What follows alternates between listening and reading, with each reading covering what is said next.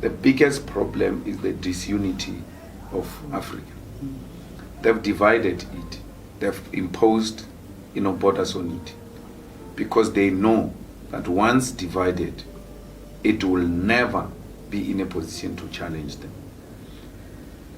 China has got the biggest population, bigger than us. They are in charge of, they've got one president. India, the same big population, one president. We have almost the big population as a continent with 56, if not 54 presidents. What are we doing? It's pure division of Africa so that they can continue to exploit the resources of Africa. The day they are done with these resources, they are going to say Africa must have one currency, Africa must have one president, it must have one government. It doesn't make sense why you've got so many presidents. It's still making sense now because they are benefiting out of it. The division of Africa is the biggest problem. When I say remove the borders, they say no, these Nigerians are going to bring drugs in. But it is not Nigerians who owns the clubs where these drugs are being sold to children of middle class. Yes, I'm not saying Nigerians are not selling drugs.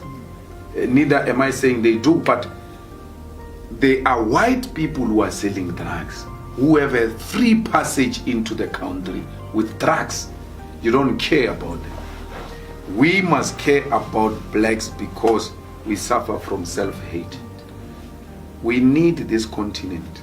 My vision is not to be a president of South Africa. My vision is to have one African continent with one mission, with one president, with one currency, with one government, with one dominant language which will make us to communicate with ease. Because they divided us and then imposed languages on us, made sure that we don't just talk to each other, not only in the continent, even here in South Africa. This interview, we should be conducting it in our own, one of the indigenous languages that is common and well spoken by everyone. Whites, coloreds, Indians, Africans should be knowing that language. If you check the whites of Zimbabwe, they speak Shona very well. Why? Because it's being taught in schools. Why can't we have one common language in Africa and share ideas through that language? Because if we cannot speak the same language, we'll never understand each other. And that division will perpetuate from one generation to the other. I want to go to Nigeria. I want to go to Ghana. I want to go to Egypt the same way I came to Kimberley, without anyone asking me where you're going, where are your papers. As long as I produce one common passport of Africa, it's a passage. Let me go. And anyone, free movements of persons and goods, anyone who brings the Chinese goods here and claim they are Malawian goods, there should be heavy fines, including imprisonment for such people. It must be purely Malawian goods which are produced in Malawi, which are going to have free movement in the whole of African continent. In that way, we're going to grow each other. There's no Malawian who's going to come here. There's no Zimbabwean who's going to come here.